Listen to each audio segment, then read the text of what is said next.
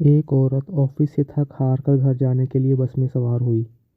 Set پر بیٹھ کر آنکھیں موند کر تھوڑا سا ریلیکس کرنے کی کوشش کرنے لگی۔ ابھی بس چلی ہی تھی کہ اگلی قطار میں بیٹھے ایک صاحب نے اپنا موبائل نکالا اور اونچی آواز میں گفتگو شروع کر دی۔ ان کی گفتگو کچھ اس طرح کی تھی: جان، میں غفور بول رہا ہوں، بس میں بیٹھ گیا ہوں اور گھر ہی آ رہا ہوں۔ ہاں ہاں، مجھے پتہ ہے کہ 7 بج رہے ہیں، 5 نہیں، بس ذرا آفس میں کام زیادہ تھا اس لیے دیر ہو گئی۔ نہیں جان، میں شبنم کے ساتھ نہیں تھا، میں تو باس کے ساتھ میٹنگ میں تھا۔ نہیں جان، صرف تم ہی میری زندگی میں ہو، ہاں قسم سے۔ اس کے اونچی آواز میں مسلسل گفتگو سے خاتون کا سارا ریلیکس کرنے کا پروگرام غارت ہو چکا تھا اور وہ بہت ان ایزی محسوس کر رہی تھی۔ کافی دیر تک جب یہ سلسلہ جاری رہا تو خاتون کی ہمت جواب دے گئی۔ وہ اٹھی اور فون کے پاس زور سے بولی: غفور ڈارلنگ، فون بند کرو، بہت ہو چکا، اس پاگل عورت کو کتنی صفائیاں دو گے؟